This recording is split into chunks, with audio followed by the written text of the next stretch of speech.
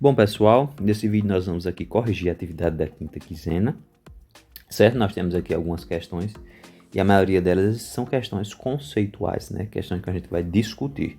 Então, nesse caso aqui, eu não estarei escrevendo as respostas, vocês vão ter que estar atentos e escutando bem para entendê-las.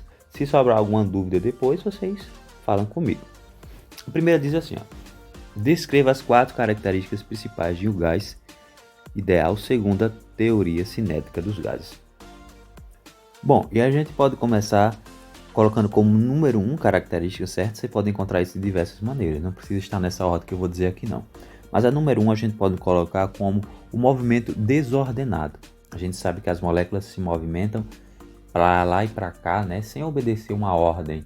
Elas se movimentam de forma aleatória.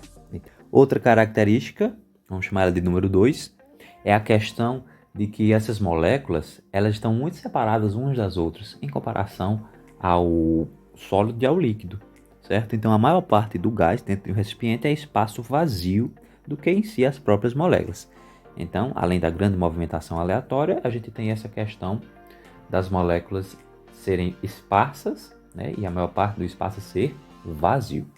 Outra terceira característica que a gente pode colocar é com relação à interação entre as moléculas, né? As moléculas interagem por colisões, e nessas colisões elas são consideradas colisões perfeitamente elásticas, ou seja, não há perda de energia. A energia ela é conservada durante estas colisões. E por fim, como número 4, a gente pode dizer que esses gases, essas moléculas do gás ideal, elas obedecem a um modelo clássico, né? Um modelo que obedece às chamadas leis de Newton e as outras que fazem parte dela. Ok? Então essas aí são as 4 características. A segunda diz assim, ó: analisa a figura abaixo. Aí nós temos aqui essa figura que traz uma seringa, que está aqui mais aberta, no espaço A, e aqui empurrada no B. Diz assim, ó: na situação A, o êmbolo da seringa está totalmente para fora, existindo apenas ar no interior da mesma.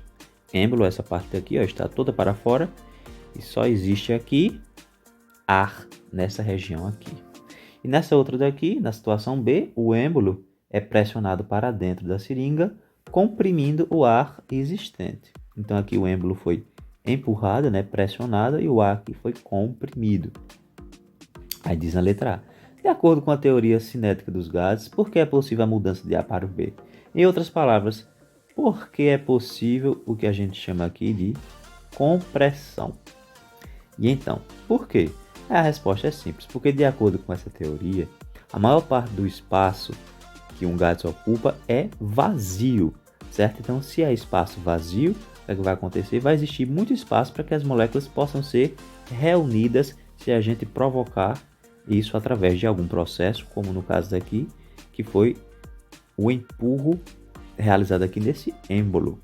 E essa própria questão aqui nos mostra, através da sua gravura, que aqui as moléculas estão mais separadas, tem mais espaço entre elas, e aqui elas estão mais juntas. Então já está a resposta, é devido ao grande espaço vazio entre elas. Letra B. Se continuássemos empurrando o êmbolo na situação B, perceberíamos certa dificuldade em continuar o processo de compressão. Por que isso ocorre? Bom, a gente sabe que isso aqui tem um limite. Você pode tentar empurrar o máximo que puder, você não vai conseguir chegar até o fim. A resposta é simples. É porque, apesar de existir muito espaço vazio, esse espaço vazio também tem um limite. Vai chegar um momento em que as moléculas vão realizar aí a lei de ação e reação e você não vai conseguir ultrapassar o espaço que a molécula existe. Então, apesar do espaço vazio, existem as moléculas que vão impedir. Então, aquele finzinho que você não consegue comprimir é justamente o espaço em que as moléculas estão e que as forças entre elas também estão ali interagindo e você não consegue ir além dessas forças, pelo menos não com a força da sua mão, certo? Talvez com um aparelho mais sofisticado, em um outro tipo de experimento a gente conseguisse, mas só com a mão não é possível ultrapassar a força de interação entre as moléculas que estão muito próximas umas das outras. A terceira questão diz assim para a gente: qual o erro na seguinte afirmação? Reescreva de forma coerente com a teoria cinética dos gases. Um gás ideal está confinado num recipiente isolante. Então a primeira informação que é dada aqui é que esse recipiente é isolante Então, ele não permite trocas com as partes de fora, a parte externa, né? Só as coisas internas. Durante as colisões de duas moléculas, as mesmas perdem energia. Então, aqui pede para a gente encontrar o erro, não é isso?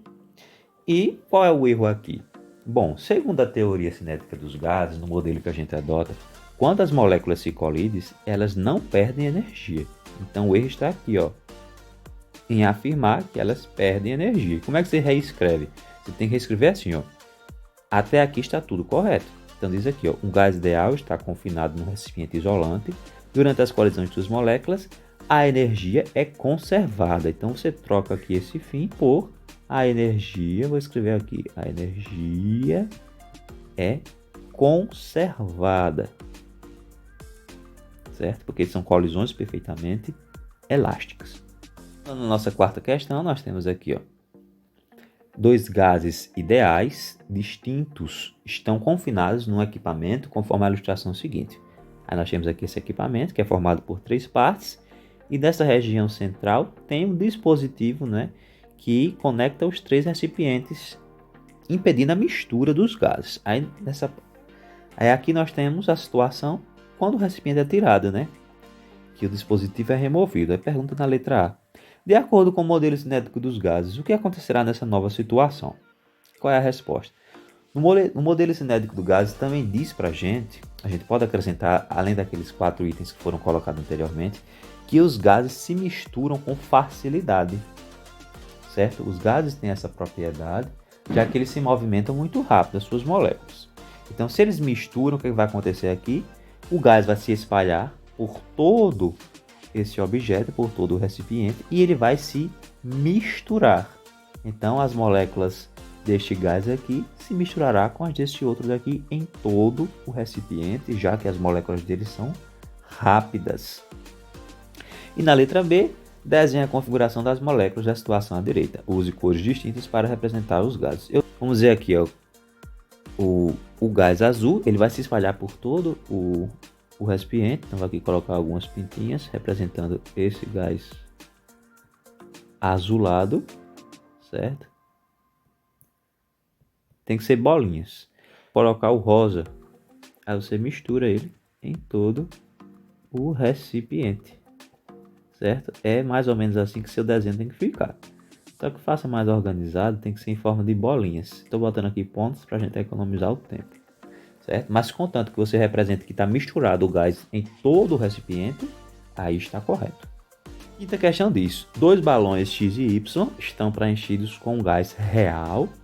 Então aqui o primeiro gás é o gás real e o gás ideal, nessa mesma ordem.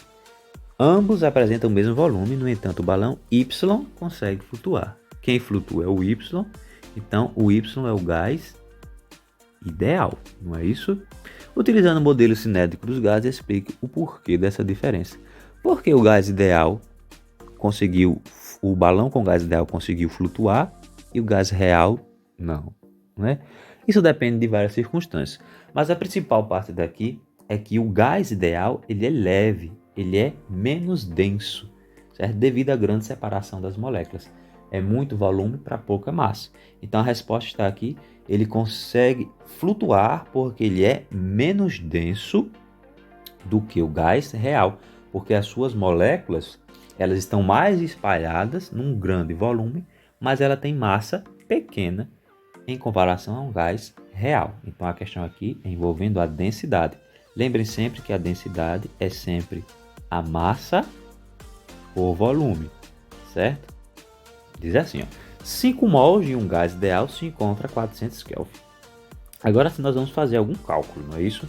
A primeira coisa que aparece aqui pra gente é o valor da temperatura, que nesse caso é de 400 Kelvin. Qual o valor da energia interna desse gás? Então a pergunta é, quem é a energia interna? Vou chamar de energia cinética, certo? Que a gente sabe que essa energia interna é a energia cinética. Use o valor de R dado no vídeo. Qual é o valor desse R?